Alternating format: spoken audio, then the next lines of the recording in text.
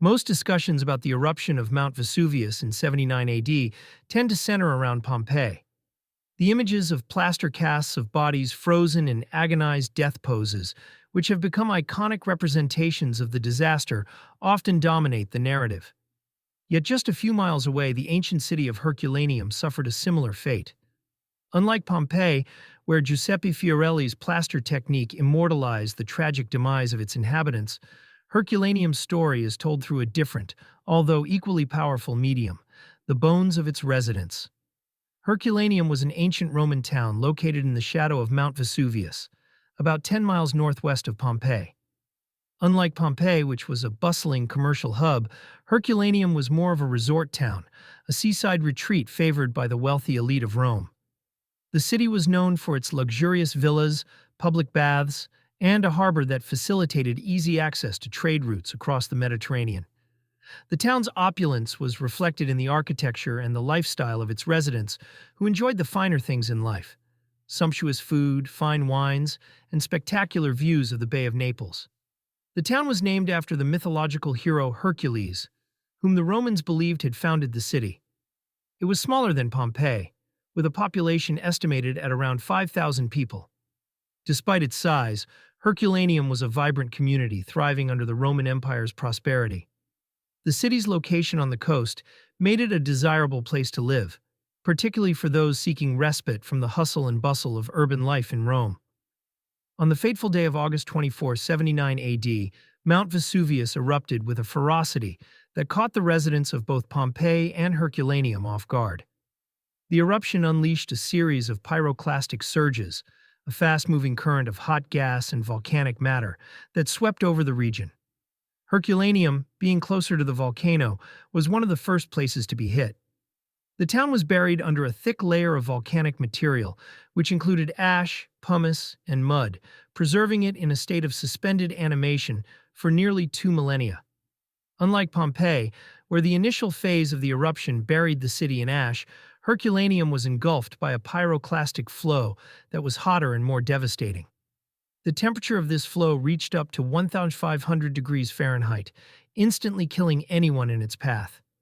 The intense heat was so extreme that it caused the soft tissues of the victims to vaporize, leaving only their skeletal remains. The volcanic material that covered the city eventually solidified into a dense, almost concrete-like layer, which protected the buildings and the contents within from the ravages of time.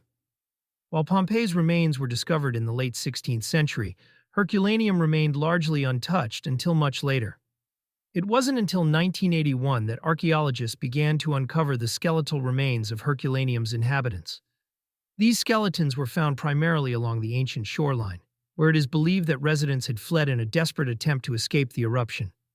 The beach, once a place of leisure and relaxation, had become a final refuge for those trying to outrun the impending disaster. At present, approximately 300 skeletons have been uncovered, but there are likely many more still buried beneath the layers of volcanic material. These skeletons, unlike the plaster casts of Pompeii, are the actual bones of the victims. They tell a story of a sudden and violent death, one that came without warning and left no time for escape. The skeletons were found in various positions, some huddled together in what appear to be desperate attempts to shield one another. Others sprawled on the ground, overcome by the heat and fumes. The discovery of the skeletons in Herculaneum has provided invaluable insights into the lives and deaths of its residents. Unlike Pompeii, where the initial phases of the eruption left a thick layer of ash that protected the bodies from immediate destruction, the pyroclastic flow that hit Herculaneum was so intense that it obliterated everything in its path. The fact that the skeletons were preserved at all is evidence to the unique conditions created by the volcanic material that covered the town. The preservation of these skeletons has allowed archaeologists to study the physical characteristics of the ancient Romans who lived in Herculaneum. For instance, the discovery of the remains of 4 pregnant women among the passed away has provided insights into the demographics and health of the population. The fact that these women were in the later stages of pregnancy suggests that the eruption occurred at a time when the population was stable and families were growing. The skeletal remains found in Herculaneum also offer a touching peek into the final moments of the city's inhabitants. Most of the skeletons were found in a series of sheds known as fornici near the ancient shoreline. These structures were typically used to store goods or boats, but on the day of the eruption, they became shelters of last resort for those trying to escape. The people who sought refuge in these fornici likely believed that the sturdy walls would protect them from the onslaught of the eruption. Tragically, they were wrong. As the pyroclastic flow swept over Herculaneum, it filled the fornici with searing hot gas and volcanic material, dooming everyone inside almost instantly. The heat was so intense that it caused bones to snap and teeth to shatter. The interiors of some skulls were found to be stained red, likely the result of vaporized tissue and blood. The skeletons remain in the exact positions in which they were found, collapsed, crumpled, and contorted, a silent testament to the horror they must have endured. Today, Herculaneum stands as a remarkable archaeological site that offers a window into the past.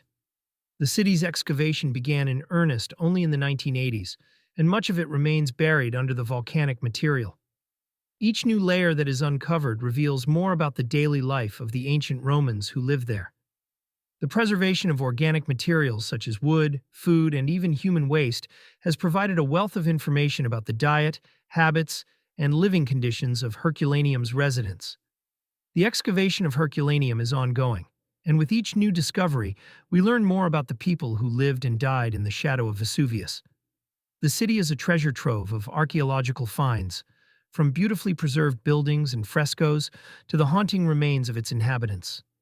It is a place where the past is still very much alive, and where the stories of those who perished in the eruption continue to be told.